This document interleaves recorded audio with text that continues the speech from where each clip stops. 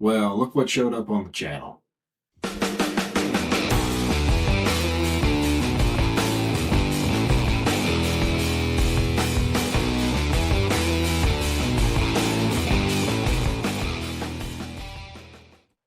So we're almost 2 months in from the 50 series launch. I think it launched in January 30th of 2025. And about 2 months later, I'm finally starting to track down 5080s. And thank you to my local Best Buy for coming through and being able to get me a card. So this has been quite the journey. And I'm supposed to be excited about this. Well, honestly, it wasn't the setup that I wanted, but I did want a 5080 in the repertoire. Now, the 5080 that I wanted, I don't have anything against Gigabyte. I have the 3090 that I have is a Gigabyte card, and it runs great. My issue with the Gigabyte is twofold. The MSRP for the 5080 Founders Edition was $999.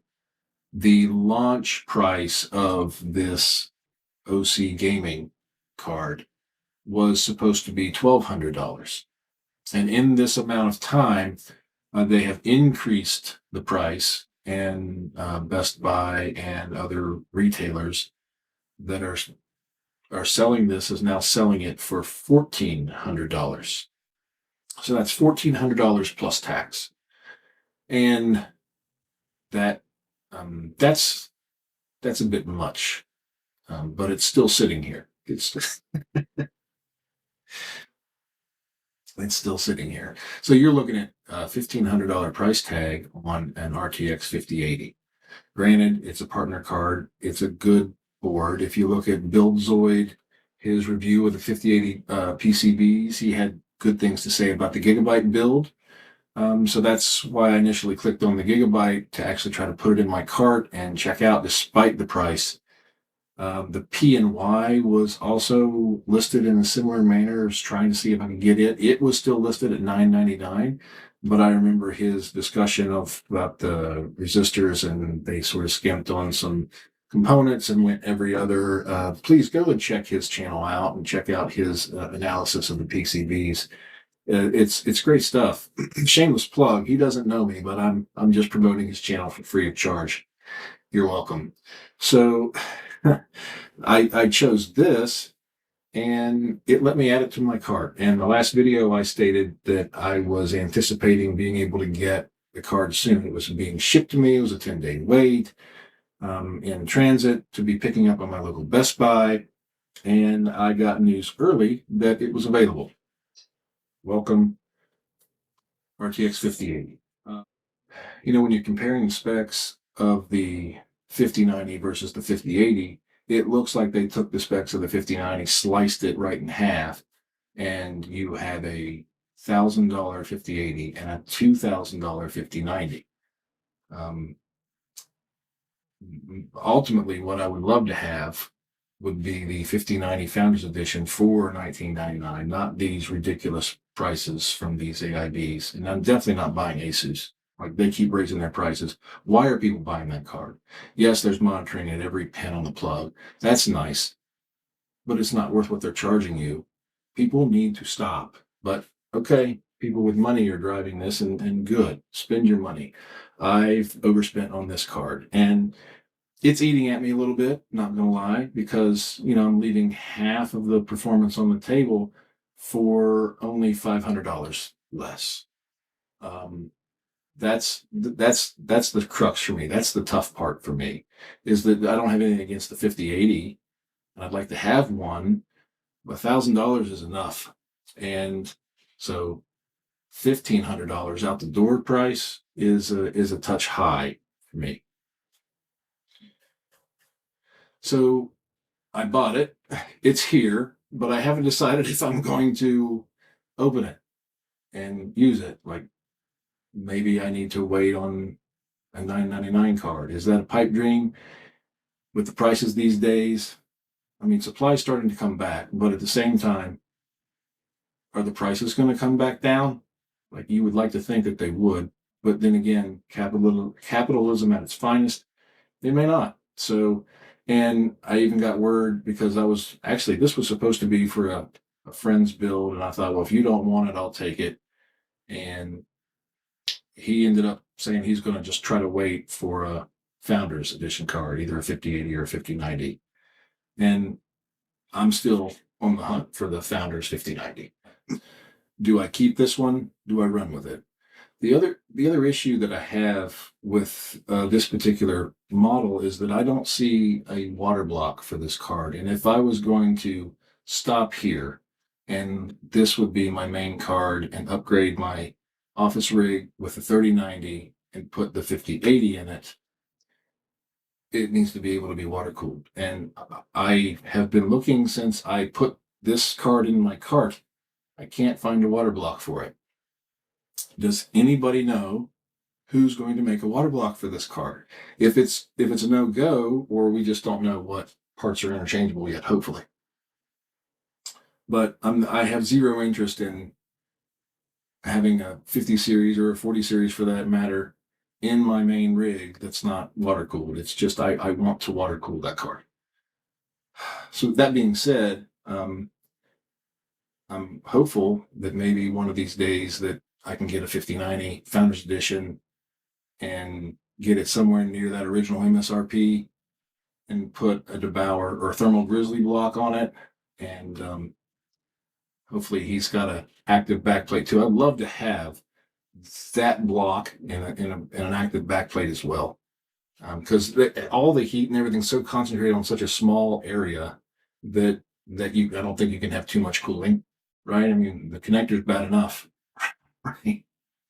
But nonetheless, I'm stewing here as to what to do with this 5080. And you know what? Forget it. Let's open it up. Let's check it out.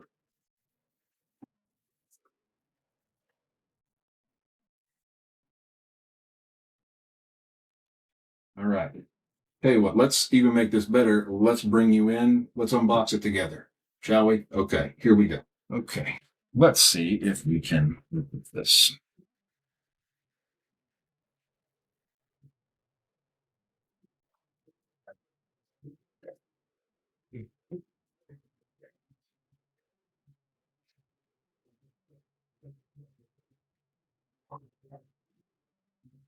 Warranties, quick user guides, great.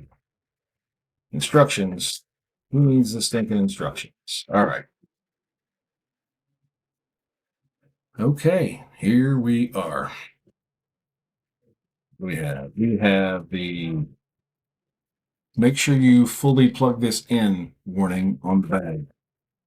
How nice of them to remind us that we need to fully plug this in. Now I was going to use the high power connector and put this in my test bench first to see how well this thing runs and run my usual productivity benchmarks and start there. I was going to try to use my straight high power connector and not this.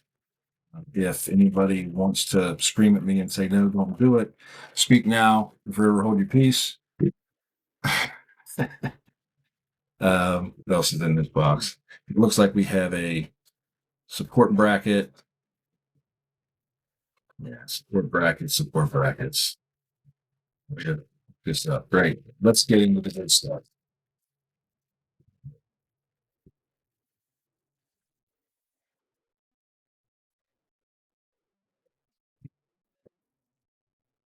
Okay, gaming starts here, everybody.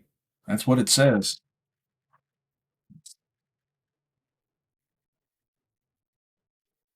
Okay, I guess I'm opening it. You know, the things I do, getting after this channel. All right, here we go.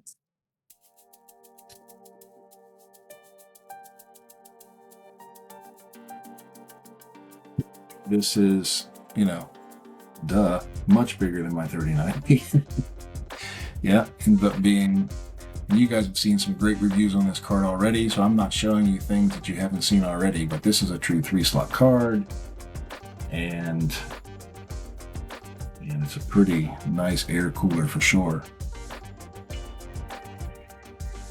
Gaming starts here.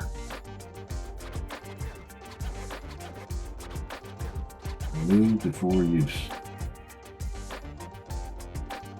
As I tried out the bend the fins, right?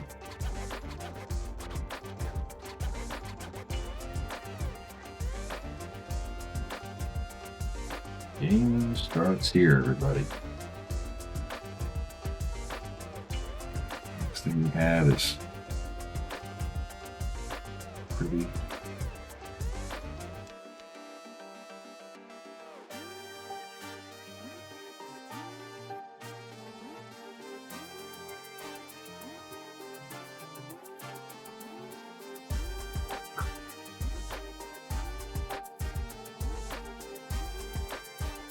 Okay, so you have decent access to the 12-volt high power connector.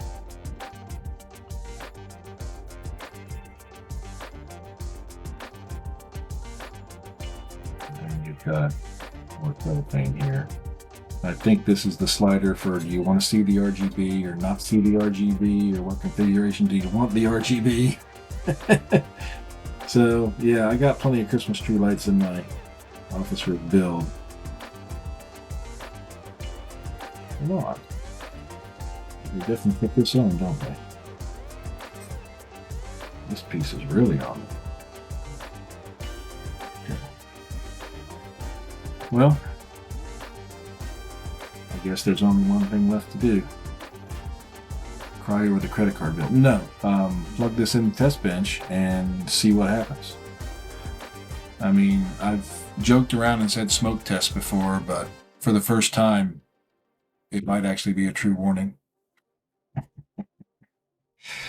Okay.